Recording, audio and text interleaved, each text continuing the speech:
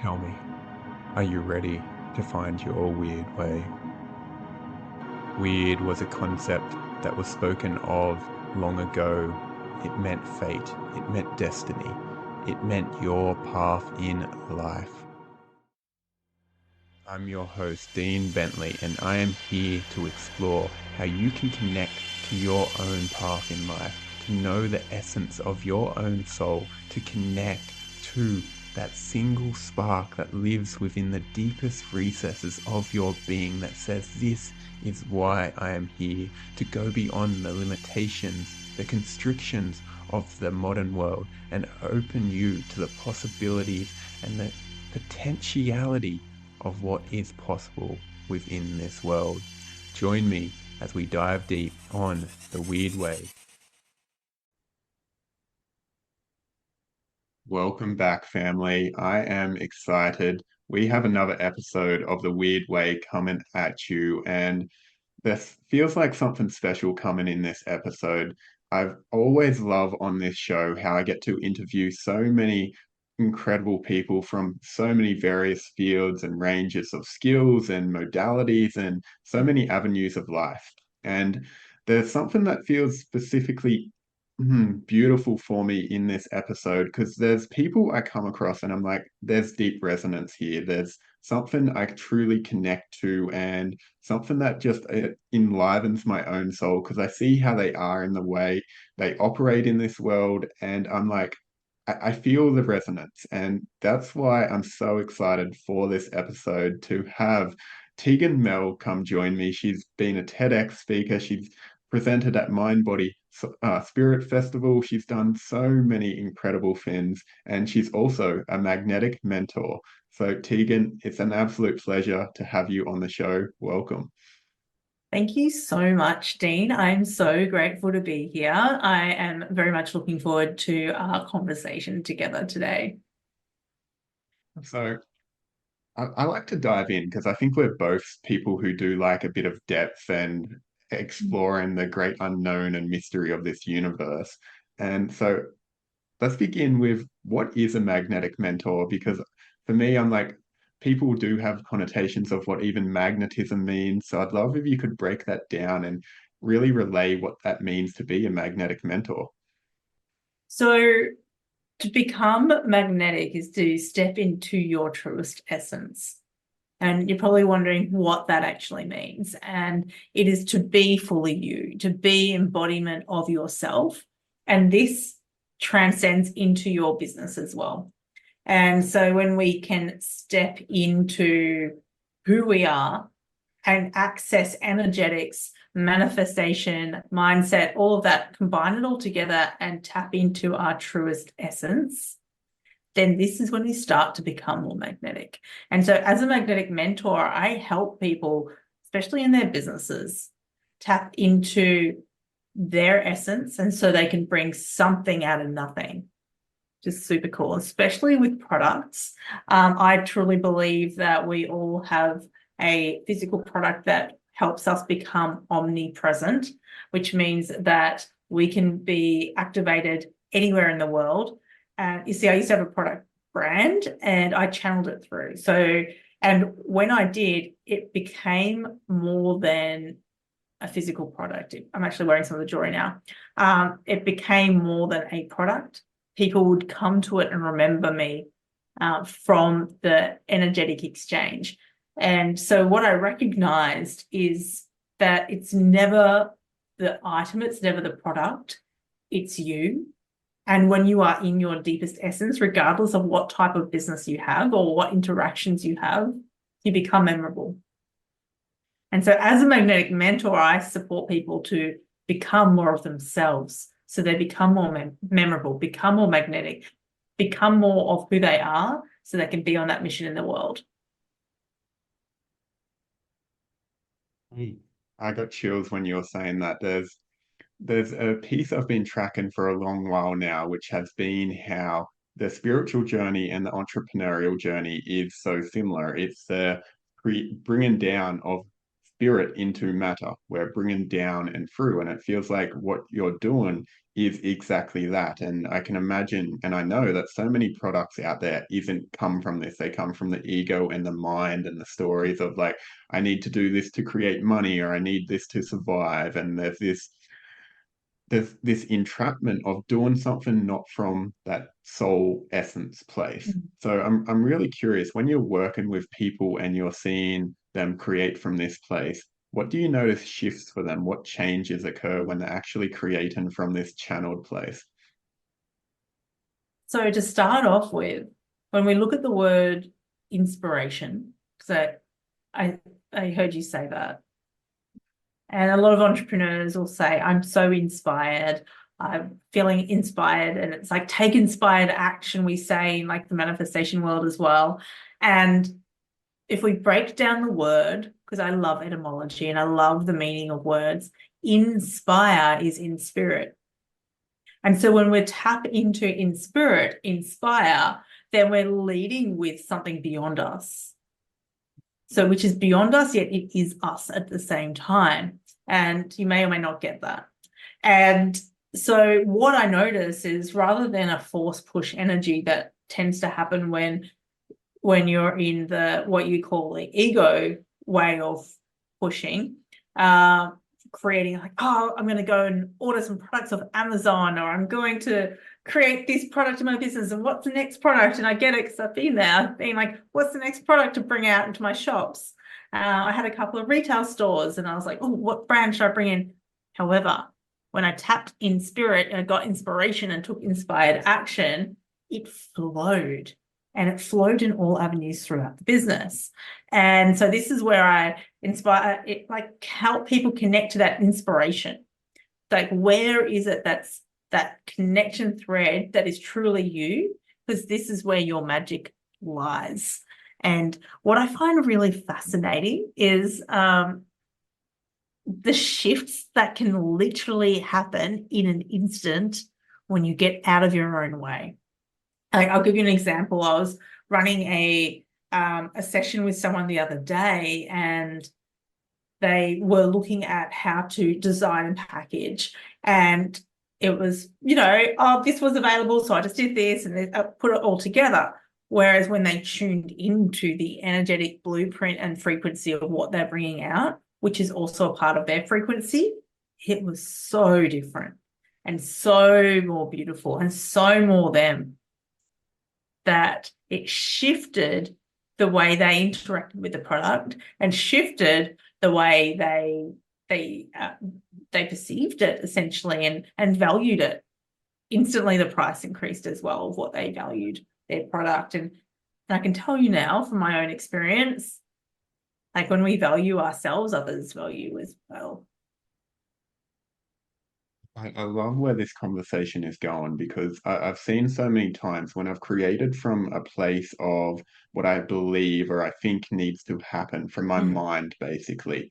There's a construct I'm operating within, which comes from the conditions and the programs and the beliefs I've had up until that point, which, stem from childhood and all culture and all of those things. And there's a limitation that occurs when we're creating from that place. It's like, I've seen other people do it like this, so I need to do it like this. Everyone else is doing that and they're getting this level of success, so I should do the same thing. There's a lot of should, and there's this box that I can find suffocates the soul. It's like I'm wanting to create my own way, but I'm afraid to go out and step out onto my own and do something else. And I've never seen that end successfully. And I'm wondering if you can speak into that. Have you witnessed that, of like that box people come up against and then the release of that into the possibilities? Yeah, absolutely. It's shooting, right? It's shed the shooting. We've got to shed the shooting. It's time to release the attachment of the expectations of how things should look. And I'm talking to this on my TEDx. And what I find quite fascinating is that we can be inspired by others, and we say inspired by others and spirit by others. And yet at the same time, where are you also being inspired by yourself and to come back into who, like, what is coming here? And this can create split energy. It can create kind of like opening lots of doors at once and trying to like spread through them. Yet when we've got like your own energy, and then if you're doing multiple things and it's coming from you, it's a different to just being split to all suggestions, and it feels different. And so I remember I funnel blocked myself. My first retail store, I had opened it. I've got so many great manifestation stories. When I opened my first retail store up in Noosa, up in Queensland in Australia, I'd been running the brand, this jewelry brand, for about, let me count backwards. I think it must have been about 5 years that I'd been running the brand, and I had been making the jewelry all myself. And I was so used to running the brand myself. And I was like, I've got this, I can do this. I'm like, yep. I should be able to, right? I should. And I hired some team. And what I noticed was I started to what we call micromanage them.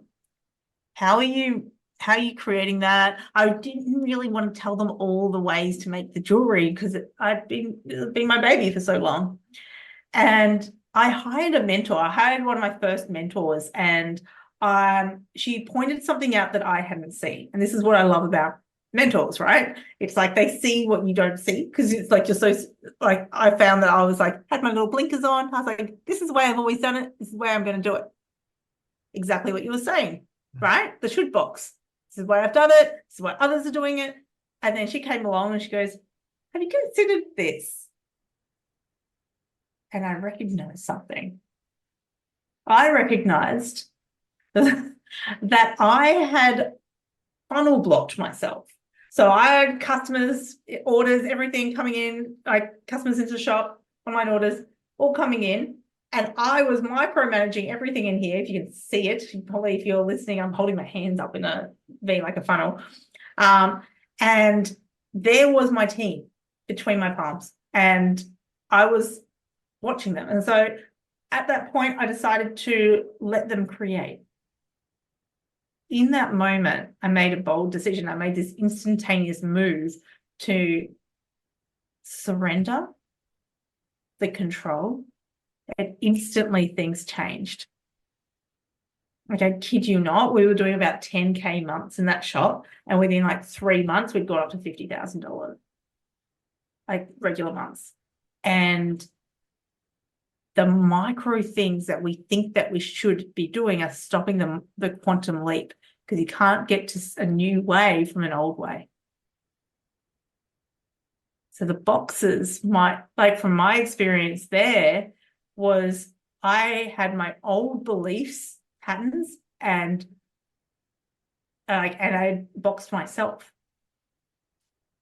So once I let that go, so much more energy and so much more became available, Dean. It was wild. It was really noticing what is possible from this girl that had started a jewelry brand, hand wire wrapping crystals at local market stalls, opening a shop in Noosa and becoming known all over town for, if you're wearing this necklace, you must be from Noosa kind of comments. So it was a wild experience, because I started to recognize what's possible. That kind of answers your question. That answers it so well. And this piece of surrender is the one I get. There's a part of me that gets angry when I hear people talk about surrender, because they make it sound like such a soft process of like, I just need to soften and surrender into the cosmic flow of the universe. And every time I've got to that point, it's actually taken the depth of pain and suffering and feeling constricted and blocked and going through so much to actually get to that point where I can surrender. And for me, it's been an active process of like consciously, intentionally engaging with that, of like, I need to stop this. I need to let that go. I need to say no to those old behaviors. And generally, for me to get to that point, I've had to go through pain, suffering, or problems, challenges that I couldn't solve or that took me to rock bottom. And so I'm curious in that point of that surrender, are you willing to speak into like what occurred for you internally up until that point to get you to that point of like, it's like, oh my God, I can't do this anymore? Looking back to that exact point I was talking about earlier, no, I'm constantly going through the depths of surrender right now. And I say depths and depths of surrender. We can talk on that as well. And to specifically talk on that moment where I hired more team and allowed them to create the jewelry freely and run the stores, I had got to a point where I felt like the weight of the world was on my shoulders, that I was doing everything. And the key word there is doing, because I was doing everything. Whereas when we're in flow, we're being, and we're being, being, all right, a human being. And in this experience, yet I was in force. I was in force energy. And I felt like I was pushed to an edge. And it was if you imagine a cliff face and I'm pushed to the edge, and you push to the edge, and you may recognize this feeling, this sensation that you're right on the edge, and you look over the edge and there's nothing there. And it's a drop, or what looks like a drop. I'm getting goosebumps talking about this. And you've got a choice. You've got a choice to turn around and go back the way you came, or you can take a step over the edge. And the lean into the flow and surrender doesn't really happen when you're stepping off an edge of a cliff. It's having so much faith and trust that you are so deeply held by the unseen world. And I took a go. I took a gamble. I had a go, and I let go. And it played out in ways that I hadn't even imagined. And so I recognize, like, over the last 12, 18 months, I've been practicing the art of letting go, the art of surrender. And the more I practice it, the faster it compounds and activates more things. And so it's like this deep test of, you want to go deeper? How much deepness can you go to show how high you can extend? It's playing in the laws of polarity. So I'm a big fan of energetics and recognizing that we live in a world of polarity, yet at the same time of oneness. It's a one to many, many to one. But as soon as we recognize that we are one, then we become many again, because we become the observer. And so recognizing that this journey, there is a depth in this journey that we must journey, if that makes sense. And it may not make sense. It's allowing the deepness to be without pushing it away, without pulling it in. It's being it, experiencing it. And fuck, I've been through some deaths. I've been through some absolute fucking deaths. I've had points where I remember early last year, after my second retail store closed, I remember a few months after that, I was at a point where I had chosen to pay things for myself, and me personally was just living how I was. I was like, okay, well, I now am, I'm running on what would look like empty for a little bit. I was running on empty. And I'm sharing this because the cure to shame is vulnerability.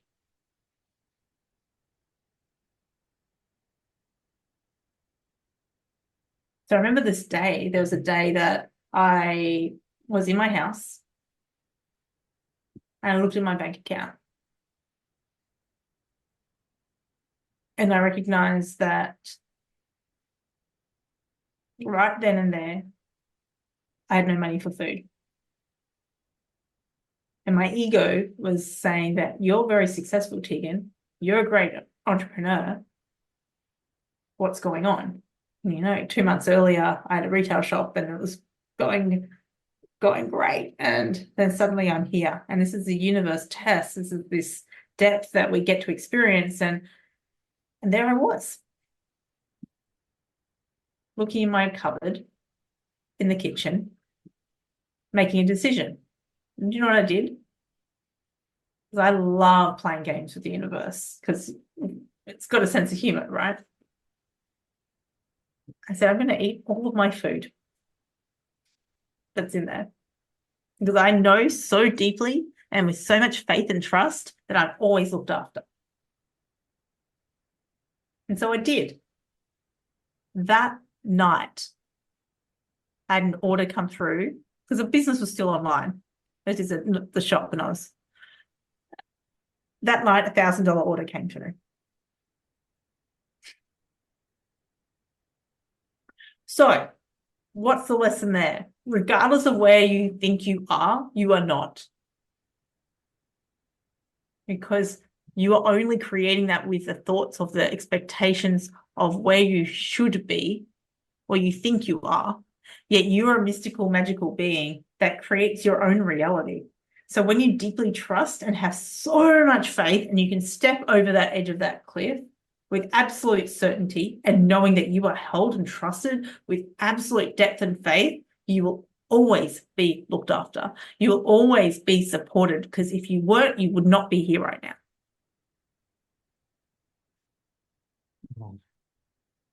I'm loving where this conversation is going. And for me, that essence of faith and trust, I think they're one of the most fundamental components of the spiritual journey, of the entrepreneurial journey. Like we can go into so many others. And I know from my own experience of like where I've looked in my bank account and it's been close to that where I haven't had rent that week and then I get paid the same day rent's due. And it's like, oh, can I surrender the egoic grasping? Because it's like for me, I think so much of my own journey in that has been feeling unsafe and being like, oh, it's unsafe to be who I am and I need to do more or make more or do something outside of myself or force because it's unsafe to be me because if I'm just me, I'm not provided for. It's not safe to be me. And I think for many people, this is the conditions we live within. And so the universe is like, hey, do you trust me? Are you willing to release that and surrender that idea that you're not safe? Because we are still here. We are still alive. We are still operating within this.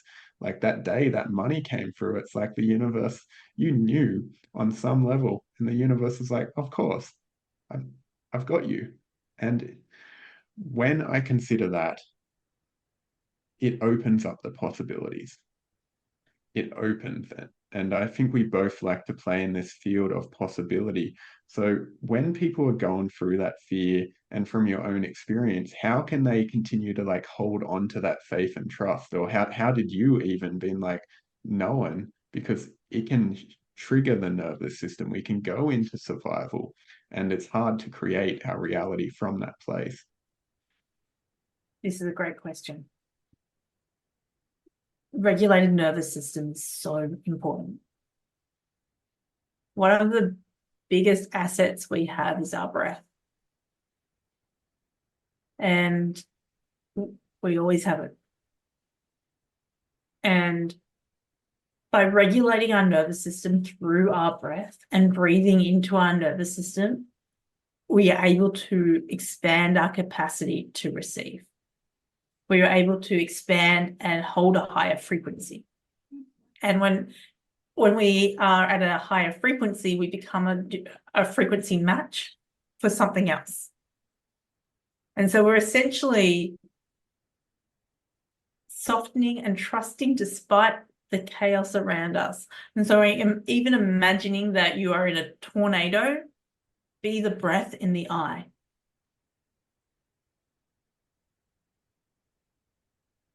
So you could breathe in, taking a breath in for 4 and exhaling for 8. That's a really good. It's just like, you know, a longer exhale allows your nervous system to soften. And just noticing where you are holding on. And so I last year and look, over the last 18 months, I was running letting go challenges. Because what I was doing was asking myself the question, where am I holding on? So I started to run these public letting go challenges because I was doing it. So I'm like, this is fun. Let's bring everyone else into it. And I was running manifestation challenges too, which is super fun. And the letting go challenge was, where are you holding on to the old stuff, the old version of you? Because it's allowing in these extra pockets of fresh newness will help you shift the frequency that we're playing in. So it's asking, where am I holding in my internal world and my external world?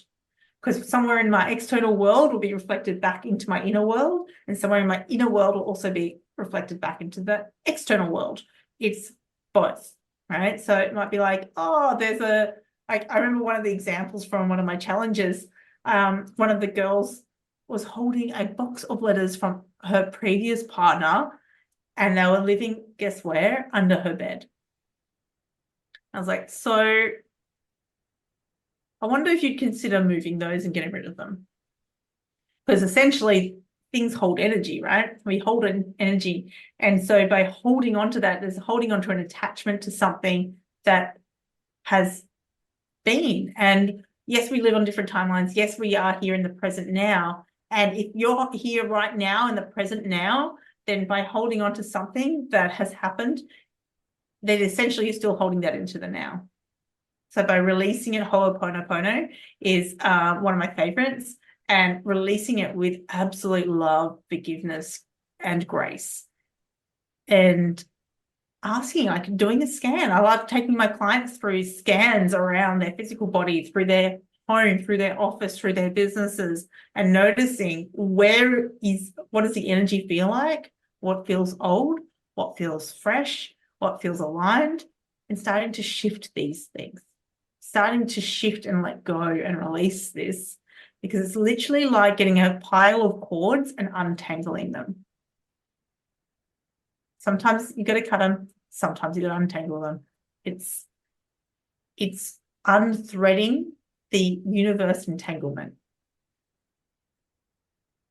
And I feel I want to add to that piece. Like for me, grief is such an powerful emotion to experience. And when we're talking of like the letting go, this is something that may be needed to experience as well. Like with the letters under the bed. Say if that person hasn't grieved, or my awareness is if someone's like, oh, I've got these old things now and I just need to go get rid of them. That can actually be a avoidance pattern as well if you're not feeling the underlying emotions that are present there. If you just go and get rid of everything so you don't have to look with it at it without feeling the underlying emotions, that will stay with you. It will stay in your body and on a somatic level. So it's like you can do these in the physical, yes, but as you do it, allow the emotion to move through you of like, oh, I am letting this go. If it's grief, anger, frustration, sadness, let it move so you can actually truly let go and not just trick through your mind into letting go. That's right, because otherwise it'll pop up in other ways. And this is why it's so important to do these processes like a Ho'oponopono, which is like, and actually do it, not just sit there and be like, oh, I'm sorry, please forgive me, thank you, I love you. It's actually feel it and go, I'm sorry, and recognize your part in it. And, like going through the process of it and feeling the depth of what is there and the appreciation for what it has gifted you is like the appreciation and recognition of where it's got you to now. And this is where we can step into grace. I love this piece so deeply because you're bringing love into this process. And this is a difference I notice in a lot of personal development spaces where it's like, just leave it behind, cut it away, stop it. And it's like, there is a place where sometimes you do need to be in that more harsh masculine energy of cut. But I also find that that's overused and people are just cutting away parts of themselves, which creates fragmentation within the psyche and create separation from self. So you mentioned at times you do have to cut away certain aspects, and then other times you need to lovingly untangle them. And could you speak into the difference to those two elements of like bringing one through and knowing Mm. when it's also time to cut away? When you're gonna love this because it's the same, it's essentially the same. It's the untanglement is it's almost like a rewiring. And the cutting to me feels like a release of attachment to it. Because we can never truly cut away from anything. Because we are everything. And so that's where it's a recognition of how this is also part of you and loving it for what it has gifted you.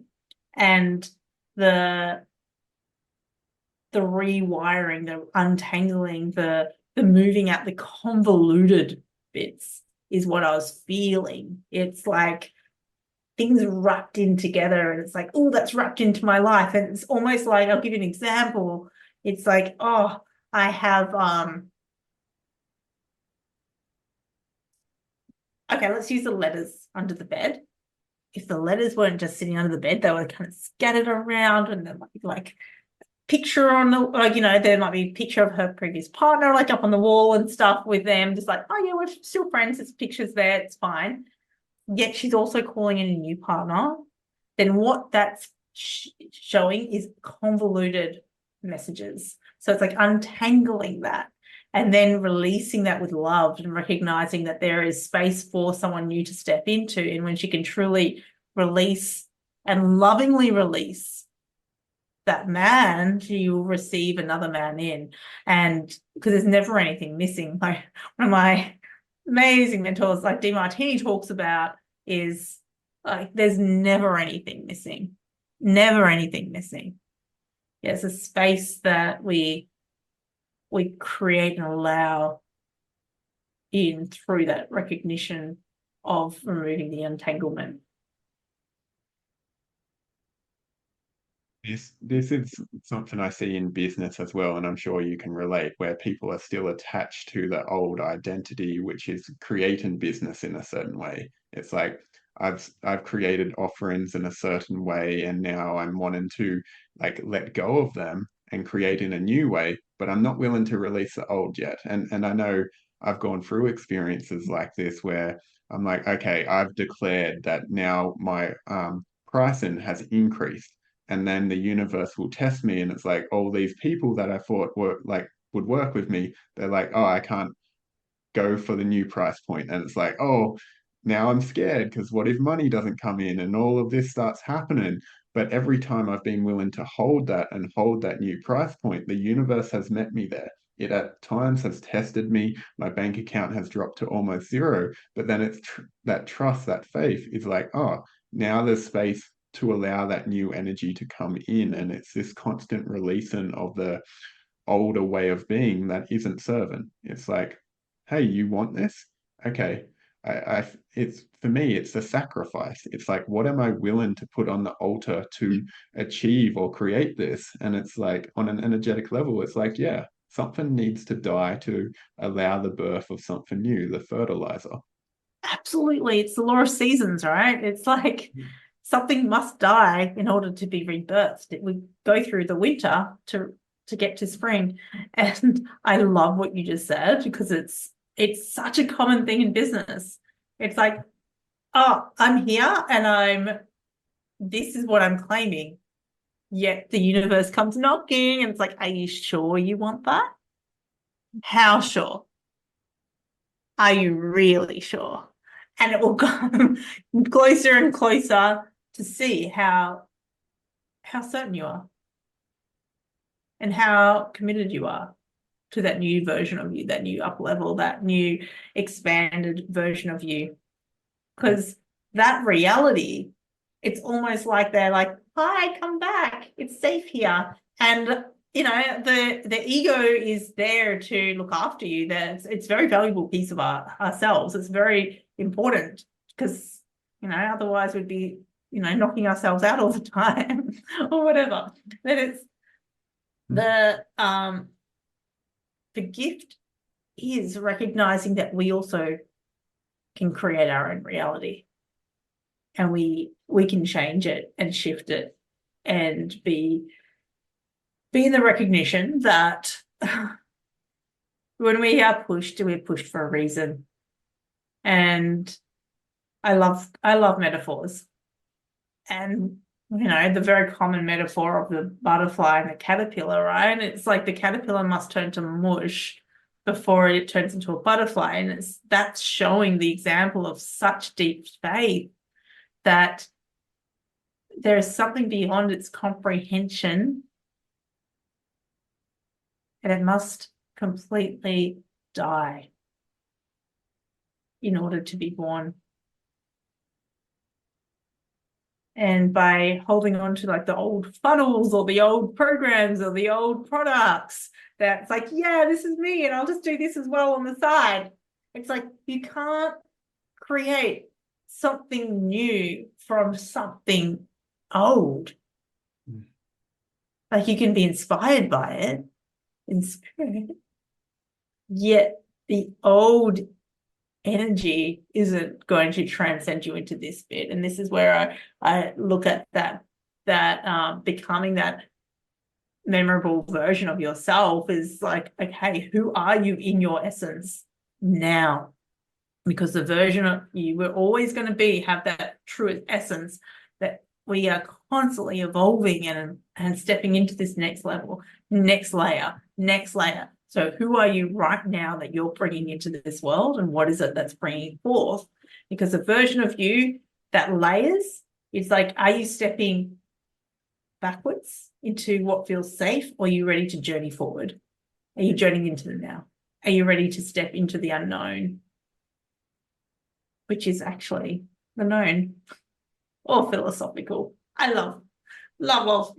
These are my favorite kinds of conversations, and I feel like to put a framework on that, I'm a big fan of alchemy. It's the alchemical framework of solvate coagula, which means in Latin to first dissolve and then coagulate. So on a mental level, we have unconscious beliefs that keep us the box we were talking about. Yep. And so when we claim that next level of like, oh, I want that next level of income, I want to create in a new way to achieve that, because we're actually not there yet. Otherwise, we'd already have that. And this is the thing, right? We can call that in, but the universe is like, well, here's all the things that are stopping you from creating that. Here's their beliefs, here's the patterns, their behaviors. Have a look at this so you can embody that version of you, and then it will remove them.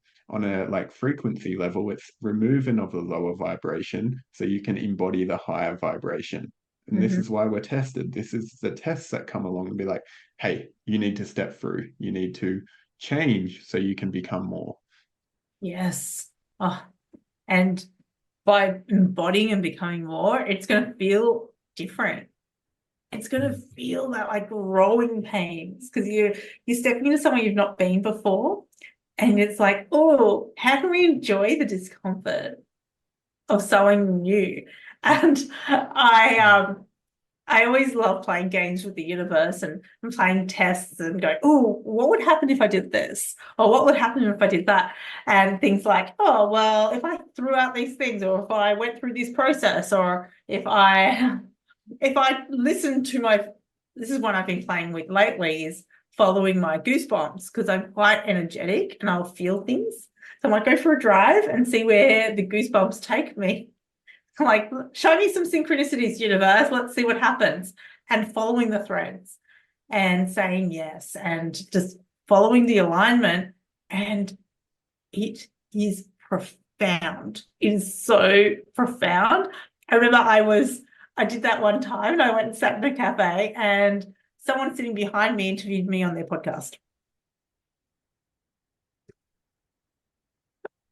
Start talking, or I've done it another time and I bumped into a whole group of people I knew. And then a whole bunch of synchronicities happened from that. Or, people will recognize me. I had another time that I was sitting somewhere and someone comes up to me and goes, I like what you're wearing, start chatting, synchronicities, I invited to my event that I was running. It's like, can you trust that there is a bigger thing playing out than what you consciously can see, hear, feel, smell, all of that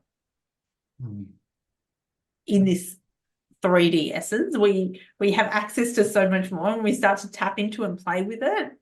It becomes more expansive. We can access more, and it's like switching on a light, and it gets to be really interesting, and also it can feel really fucked, like, to be real. Yeah, it can feel very, very fucked at times. You said I could swear, so I am. Of course. We're holding the extremes. If we're going into the depths of joy, like, let's bring some swearing as well. And this is like the point for me. You've talked about the duality of, like, hey, if we want the, like, fullness of our life, we're probably going to have the darkness.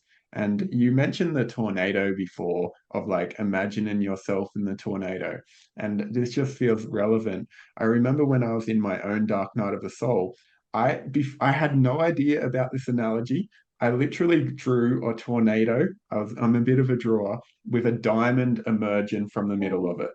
And this was before I was in this world, for as like I am now. And I was like, okay, that was that experience. And to feel even that synchronicity moving, like when we're willing to be with the turmoil and go through it all, something else emerges, some level of greatness and something new. So from there, I'd just love to, like, ask one final question before we begin to wrap up, because we've talked about this theme of, like, death and rebirth and that occurring. So if someone was, like, looking to claim that next level for themselves, or step into that and be like, I'm ready for the next timeline, I'm ready to embody my own greatness, what advice or what would you share with them to support them in that? Move from your head into your heart. It's easier said than done. The way I've done it is to be who I am already, with such certainty, to know that it's already done. There is no doubt. And I'm going to give you an example of moving house, because I manifest houses like so simply. I'll pack up boxes even before I've got somewhere to move to. I'll pack boxes because I know that it's already done. I feel it in my body. I can feel it. I can see it. I can, like, start to plan out the place. It's not coming from here. It's like, I know it's done. When you say, oh yeah, I've done it, it's done. It's like, you feel that it's done. And then in the moment of knowing that it's done, you let it go. And notice when the neediness comes back up, because it will, because we're human. It's like, oh, it hasn't happened yet. Breathe, come back, regulate your nervous system. That trust. Who am I as someone who already has received this? Come back into that feeling of who you are and continue to walk. And then when that feeling comes up again, do it again, regulate the nervous system. Who am I in that already? It's already done. And can I feel myself there now? And it's this little dance of really continuing to surrender, to deeply trust that we are held by the universe, by our guides, by our higher self, by this unseen world that if it doesn't play out exactly how you've imagined it, it'll happen in a way that will be for your highest good. And it'll be more magical than you can even imagine. So it's that invitation to let go of the steering wheel and trust that the car is driving. And really trust. When I was speaking at Mind Body Spirit Festival, I'd always use this analogy because I'd get a room full of people who are quite new to manifestation, and I'd tell them that I'd invite them to imagine this. So imagine that you're sitting in an Uber and you hop in. I've got two analogies. So you hop into the Uber and you say, I am going to go to the beach. And the Uber driver's like, cool, I'll take you to the beach. I don't fucking know what beach you're going to go to. Tell them exactly which beach you're going to. I'm like, I'm going to Burleigh Beach. And so you get them really specific so they know where to take you. And as you're sitting there in the Uber, are you sitting there and enjoying the ride, or are you taking the wheel and driving it for the driver? Like, you're literally going to sit there and enjoy it. Maybe have a conversation with the driver, enjoy the view. This is why you took an Uber. So ask yourself, are you attempting to drive the Uber for the Uber driver? Or can you trust that they'll get you there now that you've given them a clear direction of where you're going? The other one, if you didn't get it, is if you ordered a package online, do you keep calling up and asking them if they've sent your parcel yet? Or do you trust that they've posted? I have a giggle because we can get so wrapped up in trying to control the outcome of things, even though we say we're trusting. Yet when we can go, okay, I do trust that my parcel's coming. Yes, I trust the Uber driver. Yes, I trust myself.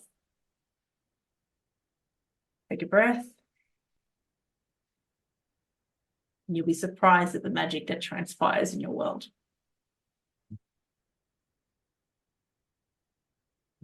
They have been one of my most favorite analogies I've heard in terms of this. They've put words to everything I know and how I explain it just in a very tangible way. I just tell people, release the energy, let it go, the universe will take care of it. And it's like, yes, and this lands it. So Tegan, thank you for that mic drop. Thank you. Thank you. So as we're wrapping up here, is there anything left alive for you to share?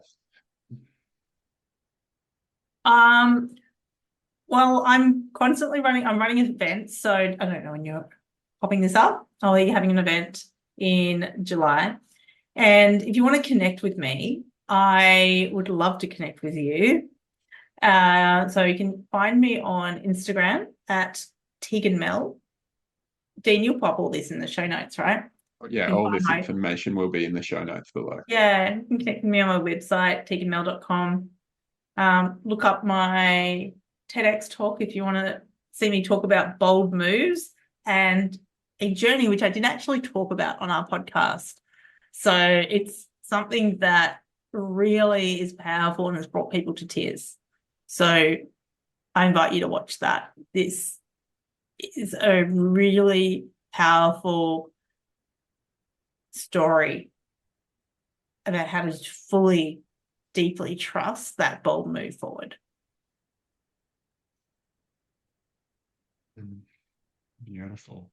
For all those that are listening who wish to check out Tegan's stuff, please do. I've loved this conversation. I've got so much out of it, Tegan. Thank you for sharing your wisdom, your knowledge, and I really recommend for everyone to check out her website, to check out her work, give her a follow, and share this episode too. Let us know what really landed for you, what inspired, what brought spirit into you from this episode. I'd love to hear, and I know Tegan would as well. Thank you all for joining us here today on The Wyrd Way. Tegan, thank you. Thank you.